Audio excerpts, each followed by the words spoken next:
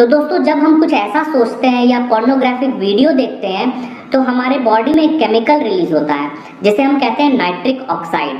वो nitric oxide हमारे blood vessels को डायलेट कर देता है जिससे खून का बहाव बढ़ जाता है। लिंग में जब खून का बहाव बढ़ जाता है तो उसमें इरेक्शन आ जाता है। अब उससे पहले एक और स्टेप होता है। जब नाइट्रिक ऑक्साइड हमारे बॉडी में निकलता है, ब्लड वेसल्स या खून की नसों में निकलता है, तो वो एक और सब्सटेंस निकालता है जिसे हम कहते हैं cyclic GMP.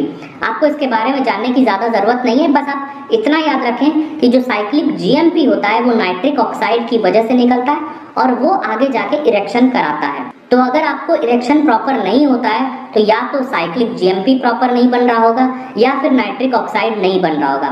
Nitric oxide usually जब हम कुछ देखते हैं या सोचते हैं तो रिलीज होता है और साइक्लिक जीएमपी तब रिलीज होता है जब नाइट्रिक ऑक्साइड रिलीज हो जाता है। अगर किसी में नाइट्रिक ऑक्साइड प्रॉपर रिलीज नहीं होगा तो साइक्लिक जीएमपी खुद ही रिलीज नहीं होगा। इसलिए अगर आप कुछ सोचेंगे या देखेंगे तो नाइट्रिक ऑक्साइड का रिलीज होना जरूरी है इरेक्शन के लिए। इसे मैं आपको एग्जांपल से समझाता हूँ। जैसे बहुत सारी दवाइयाँ आती हैं इरेक्शन के लिए, एलोपैथिक दवाइयाँ भी आती हैं जैसे सिल्डेनाफिल।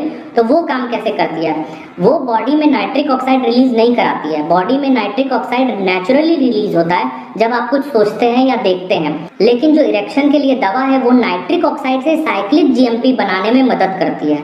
अगर ये स्टेप प्रॉपर नहीं होता है तो इरेक्शन नहीं होता है और ये दवा इसी में काम करती है।